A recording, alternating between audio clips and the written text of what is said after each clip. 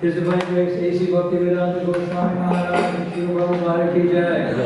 Jayam Vishnu Bhava Paramahamsa Parivrajikacharya Sotarasana Shri Srimad Divine Grace A.C. Bhaktivedanta Goswami Srila Prabhupada ki jai.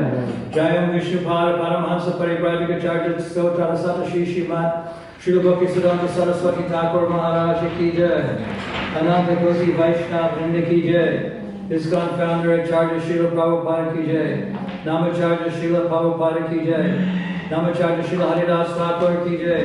Prem Chekaho Sri Krishna Chaitanya Prabhu Nityananda Sri Advaita Gadadhar Sri Vasadi Gaur Bhakta Vrinda ki jai. Reading from the Srimad Bhagavatam, 1st Canto, 5th chapter, text 21. Yeah, is that right? Abhyudayaha. Abhyudayaha. Pastimes. Pastimes. Hariganya. Hariganya. Tam. Describe. Describes. Most vividly. Most vividly. Translation by Srila Prabhupada. Okay.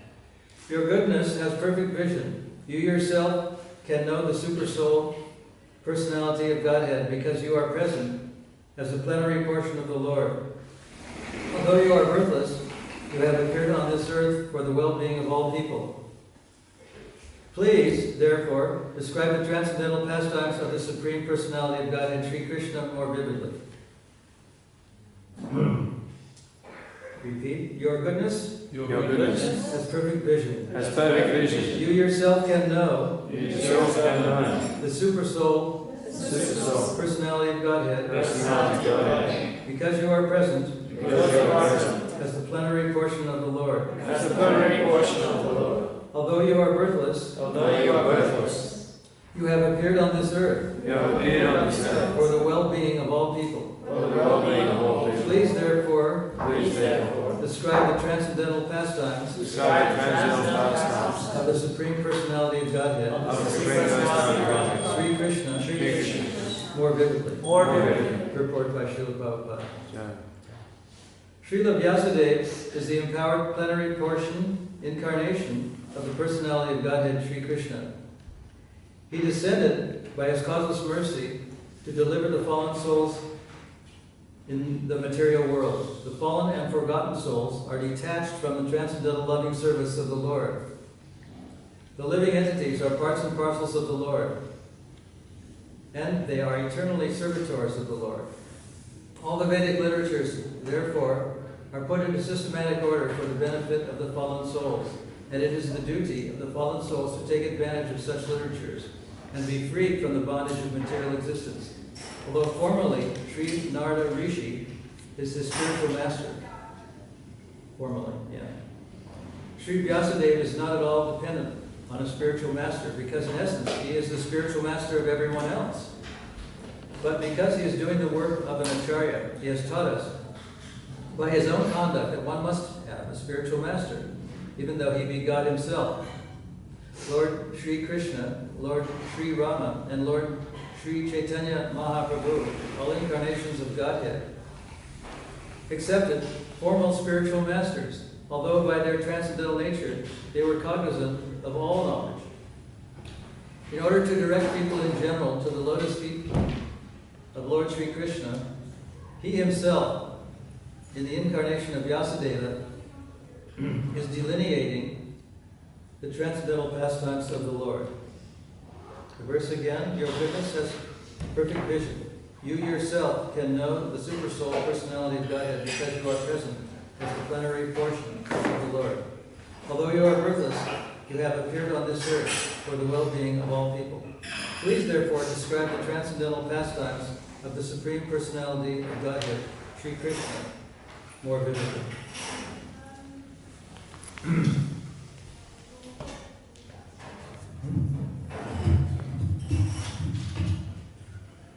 Mukam karoti vachalam pongam longai te girim yate pataraham mande Shri Guru Vinatarane.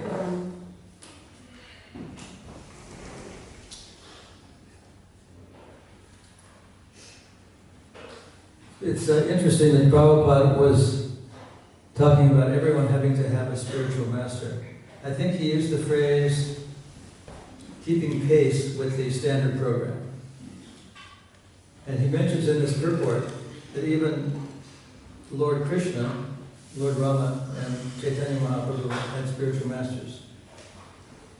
This was true even though they were cognizant of all things. It's imperative that everyone have a living spiritual master.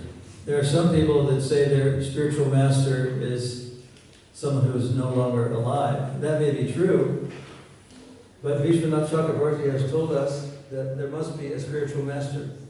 He has indicated that there must be a living spiritual master.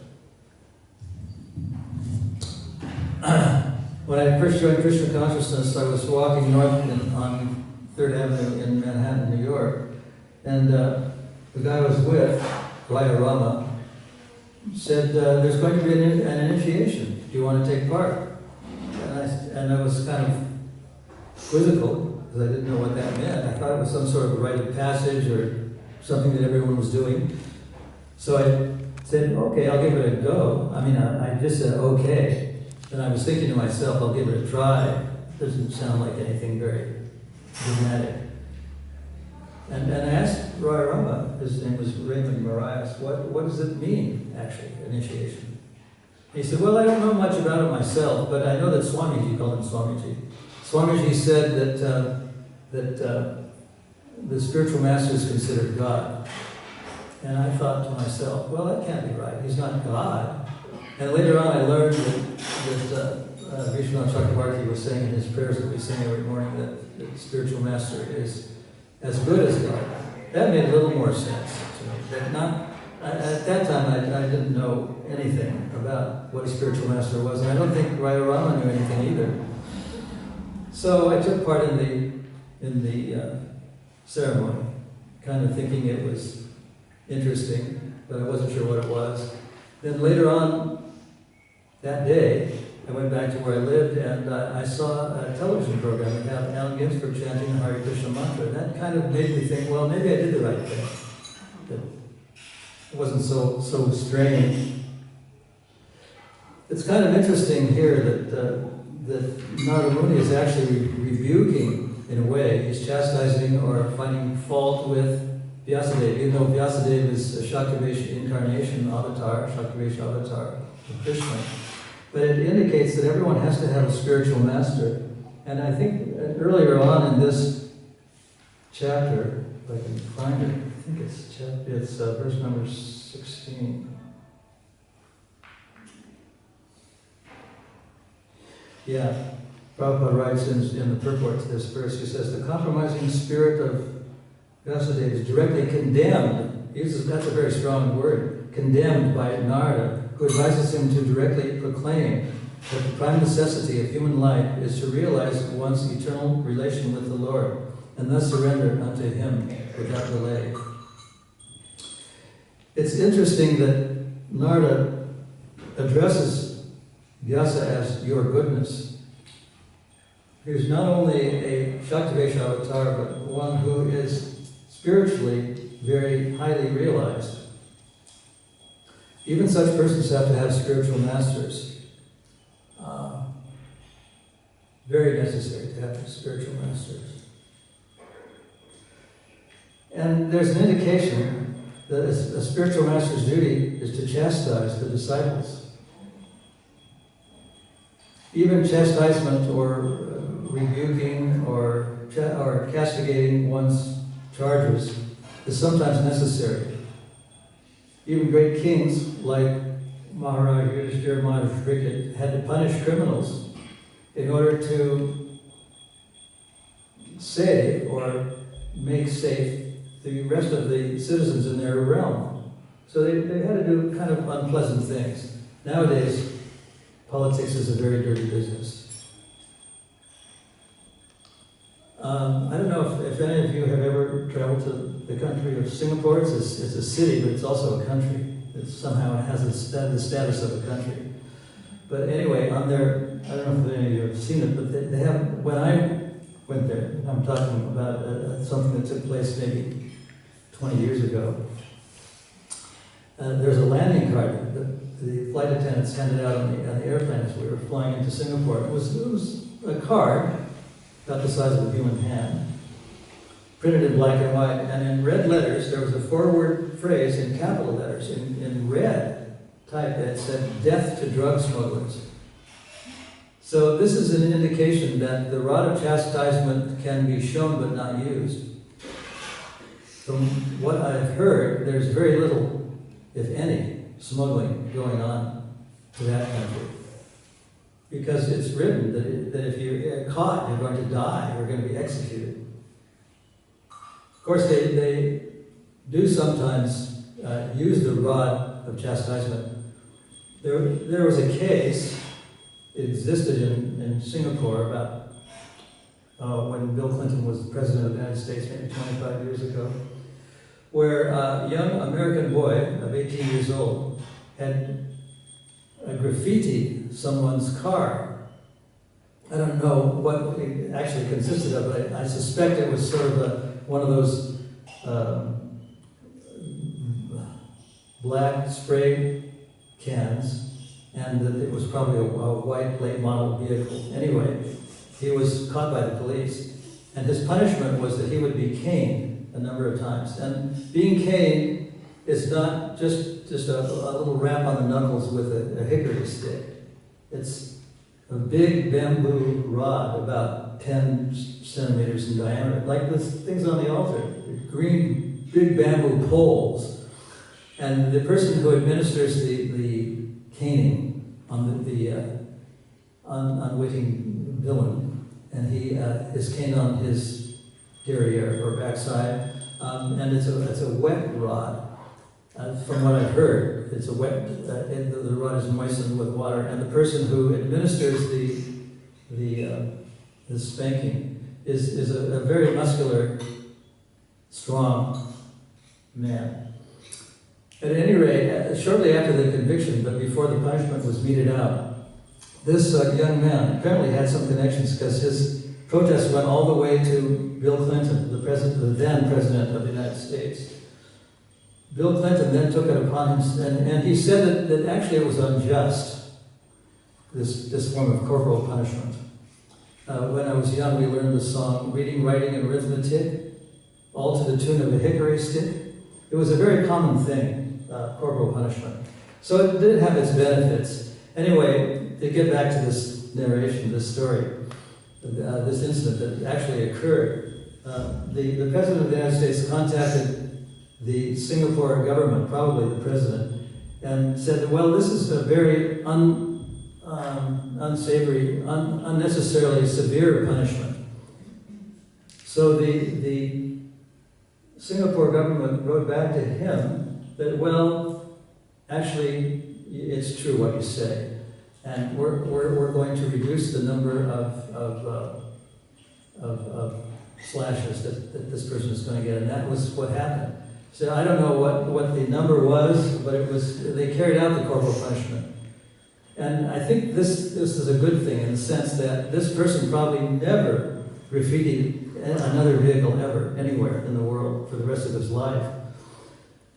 I heard that the pain from getting such a punishment is so severe in that country. I've heard that sometimes people become unconscious from the pain. I mean, that's the benefit of corporal punishment. But it's not always used. I think Prabhupada is known for saying that you should show the rod of chastisement, but not use it. In one purport, he writes here about a story that took place where a devotee somehow or other became a snake. I think it was a cobra. And then somehow this was done under Narada Muni's instruction. And he later was able to convey to Narada that actually this is an unnecessarily severe punishment. Children are throwing rocks at me, and I don't know what to do.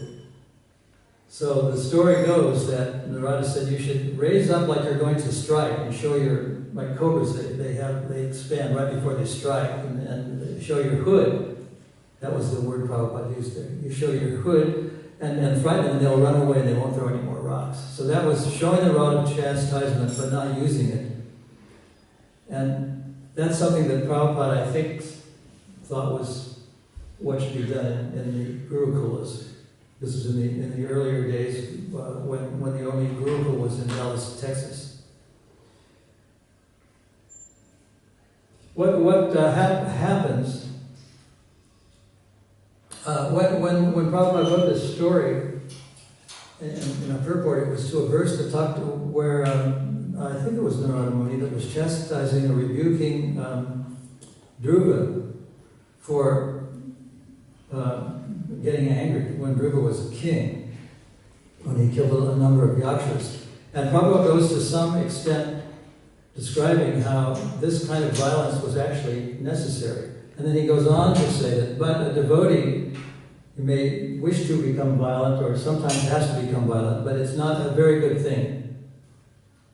He wrote that violence anger is one of the things that destroys our spiritual sentiments. It stops us from thinking clearly. There's a saying that in a debate between two people, if one of the contenders becomes angry, that person is going to lose the debate because that person cannot think clearly any longer. In spiritual life, we're trained, mantra sparshas to be very tolerant, to think that all the things that happen to us that are bad are tolerable. And as many of you know, especially Rupa Raghunath, who does a lot of book distribution, we have to tolerate insults and uninterested people and people who are angry with us or just insulting us in various ways. In that sense, preaching is a thankless task because we approach all sorts of people, and so many of them, most of them are not only uninterested but ready to be negative. But we have to be tolerant. So the idea is that the rod of chastisement is sometimes used on rare occasions, but the idea is that it should be shown but not used. That was the instruction given to Dhruva, and that was the instruction given by Srila Prabhupada to his disciples, that we can be stern, but not necessarily, but we shouldn't get angry. It's sort of like the way a parent, a mother or a father, chastises their children. It's very, very bad or dangerous for a child to put the hand in a motor or a fan that's spinning rapidly or a fire. And if they try it, they're going to learn the hard way. So the mother or father, if they talk about it or they get near water or a spinning fan, the parent chastises them or rebukes them or tells them this is wrong. So this kind of punishment is not done out of anger, but it's done out of love. And this is the message here, that sometimes showing the rod of chastisement but not using it. Sometimes a punishment is administered, but it's not done out of anger. It's done out of benefiting, in the case of a parent, the child. And in the case of a Raja Rishi or a ruler like Maharaj Parikar or Maharaj Yudhisthira, punishment of criminals is done to protect the innocent citizens who are not criminals. So there's a benefit, in a sense, to using the rod occasion on the rare occasion that it has to be used. So, I'll read the verse again and then some of the purport. Your goodness has perfect vision. You yourself can know the Supreme Personality of Godhead because you are present as a plenary portion of the Lord. Although you are worthless, you have appeared on this earth for the well-being of all people. Please therefore describe the transcendental pastimes of the Supreme Personality of Godhead, Sri Krishna, more vividly. And Prabhupada writes in the purport, Srila Vyasadeva is the empowered plenary portion, incarnation of the personality of Godhead Sri Krishna. So even though Srila Vyasadeva is an incarnation, an avatar, he accepts a spiritual master. He descended by his causeless mercy, Prabhupada continues. He descended by his causeless mercy to deliver the fallen souls in the material world. When Srila Vyasadeva assembled these various Puranas and Itihasyas and Mahabharats and various literatures, he was doing it in a way that showed that he had compassion for just about everyone. And Prabhupada writes that he composed the Mahabharata, which does have the Bhagavad Gita in it, because it's a kind of a story. People love to read stories, but they don't like to read philosophy. If you ever go to an apothecary or a drugstore or a supermarket, you'll see there's lots of novels. Mostly they're novels about violence and love stories. People love to read stories, even if they're completely fictional and irrelevant. So the Mahabharata is a very great story, and Vyasadeva had the notion that he would have compassion on people because they like to read stories. So in these stories, because they contain the philosophy of Krishna consciousness in one way or other, he exhibited compassion. The fallen and forgotten souls are detached from the transcendental loving service of the Lord Prabhupada. So living entities are parts and parcels of the Lord, and they are eternally servitors of the Lord. All the Vedic literatures, therefore, are put into systematic order for the benefit of the fallen souls. And it is the duty of the fallen souls to take advantage of such literatures and be freed from the bondage of material existence. Because of this type of writing, some people say that Prabhupada himself was an empowered incarnation or avatar, because he was compassionate, but he was also uncompromising. When it came to philosophical understanding, Prabhupada was very uncompromising. On the other hand, when he was talking to newly visitors or newly minted, interested people, he could be very friendly, and he could adjust things according to time, place, and circumstance. He would name the currency in that particular country, or the president or prime minister of that particular country.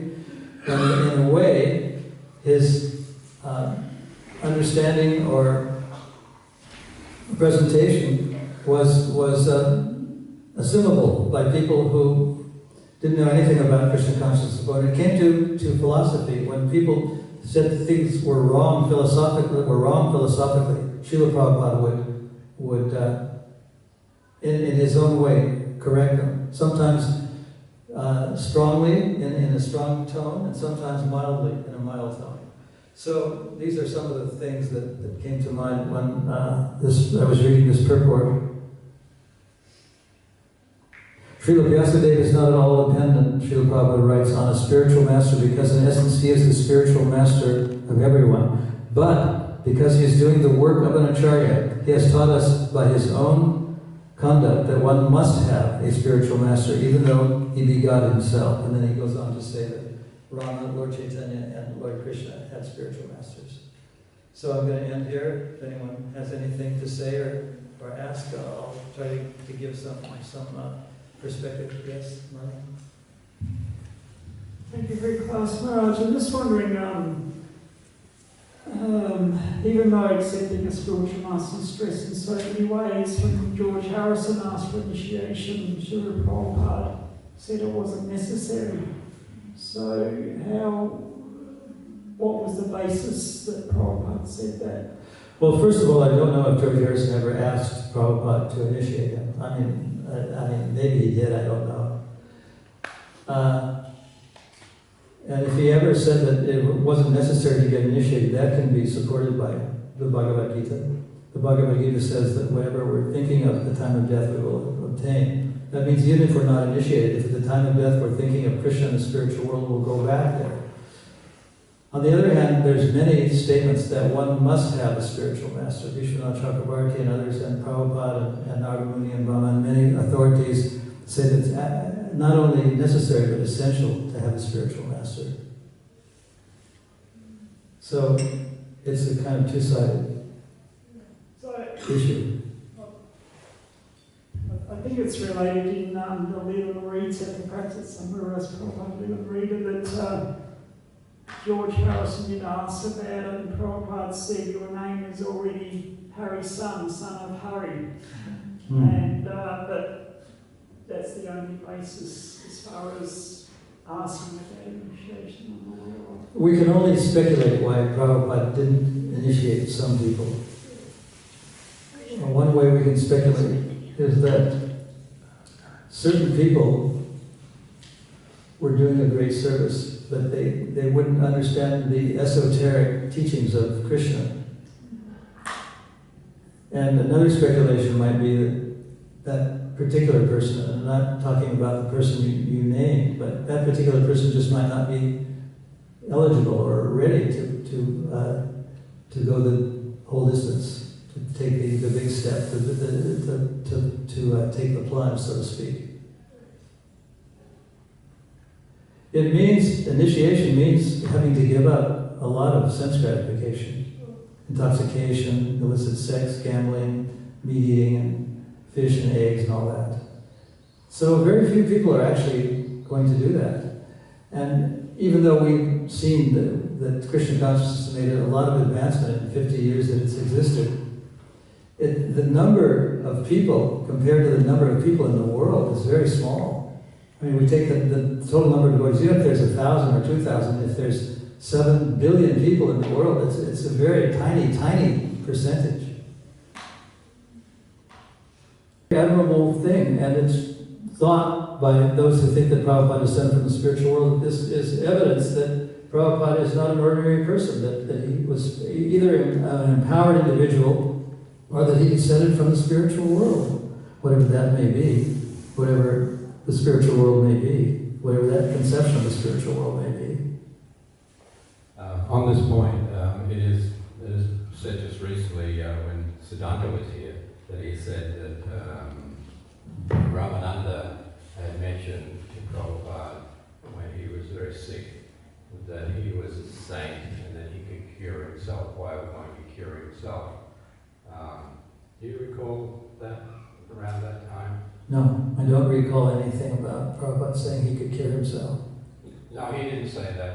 Ramananda said I only know what he said, but I don't have any opinion about that. And Prabhupada replied something to the effect that that's silly, or it's not, Some people think that everything in allopathic medicine is ridiculous, and there are other people who think that it's the only method of getting cured, that Ayurvedic methodology and Chinese medicine is ineffective. I think it just depends upon the individual. Some people are more responsive to allopathic medicine. Other people are more responsible to naturopathy, Vedic or Chinese medicine, depending on one's physiology, and that's my understanding. Maharaj? Thank you. Yes. Thank you very much for the class. Can you give her the microphone?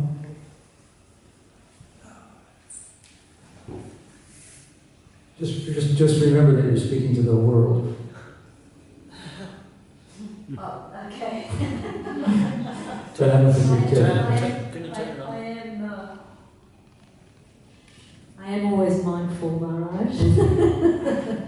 Anyway, No, it is documented, and when Siddhanta was here recently, he was showing some of the memories, and Siddhanta Prabhu was saying that Bhavananda in his interview had said that Prabhupada had said to him that Krishna asked Prabhupada to descend to this material world, and Srila Prabhupada said, no, I don't want to go, I'm not one of those Goswamis that can, sit under a tree. And then Bhavananda said that Srila Prabhupada said, that Krishna said, don't worry, I will take care of everything. So on that basis, personally, I see Srila Prabhupada as Shakti Deshanata, that he was personally empowered by Krishna send to spread love of God. Some might argue that a video of somebody saying that Prabhupada said something is not really true documentation. We have to have it in writing from Prabhupada himself. But there are a lot of people who will agree with your analysis.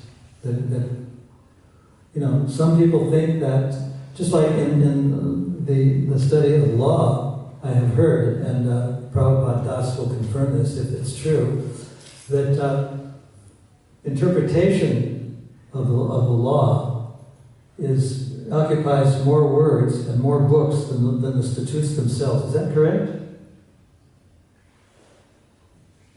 Prabhupada Das, I'm asking you if that is correct. He's nodding. So, it not only, that's what courts are for, to ascertain what may be true according to what various advocates are arguing from precedent cases. I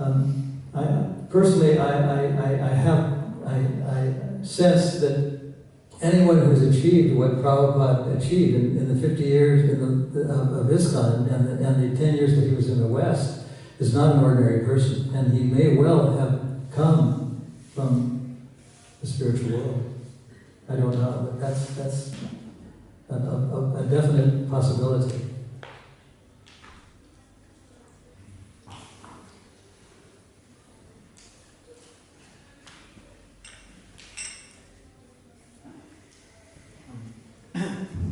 Thanks for your class, Maharaj. I was wondering, you were saying it's absolutely necessary to get initiation. I was wondering, what form of initiation, because last time Ramaya Swami Maharaj was here, he recounted a pastime that Hridayananda Maharaj, he was asking Prabhupada to come to South America to initiate someone, and then Srila Prabhupada said that actually it's the holy name that initiates. I'm just giving the holy name. Mm-hmm. So if we receive the holy name, is that considered that we're initiated, or is it only when you take a vow? Well, being initiation in English means the beginning of something. So if we take it from that perspective, and if you say that Prabhupada said that initiation is just chanting the holy name, then why not?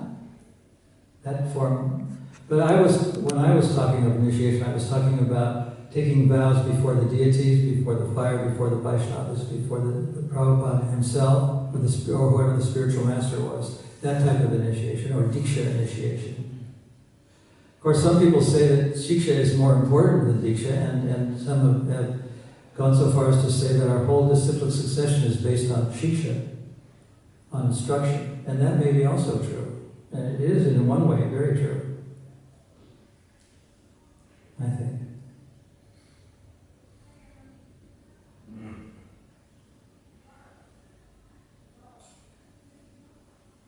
Chintamani, although a prostitute, is said to be sort of the guru of Bilvamangal Thakur or Surdas, because she was a Bhargavana Darshika type of spiritual leader, and who directed him towards Krishna.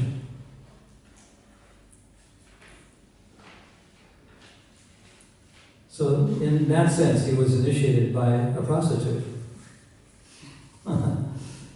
Interesting. I think one more question, then our time is up. And breakfast is getting cold. Maharaj, there was a story in the Little Ridge. Prabhupada was telling the devotees that he only had one birth before this present one in the material world, and he was a doctor, and it was like a sinless life. You remember that? Mm-hmm. One could argue, and persuasively, in many ways, that Prabhupada came from the spiritual world. Others would say because he manifested human-type characteristics like getting a cold or dying or things like that. that he would perspire, sometimes he would get angry, that he manifested ordinary character, therefore he wasn't from the spiritual world. That argument has been put forward.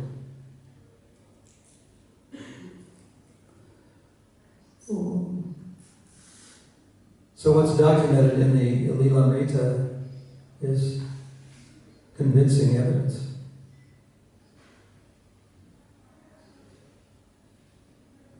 I think the person who wrote that book did a lot of research. It wasn't just an off-the-cuff sort of speculation. That's Rupa Maharaj, isn't it? Yes, that's Rupa Maharaj. Okay, thank you very much. Srimad Bhagavatam ki jai. Srila Prabhupada ki jai. Mukunda Goswami.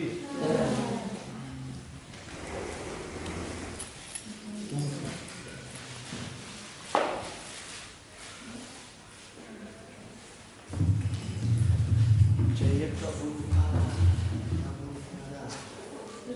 Prabhupada, Jaya Prabhupada, Jaya Prabhupada,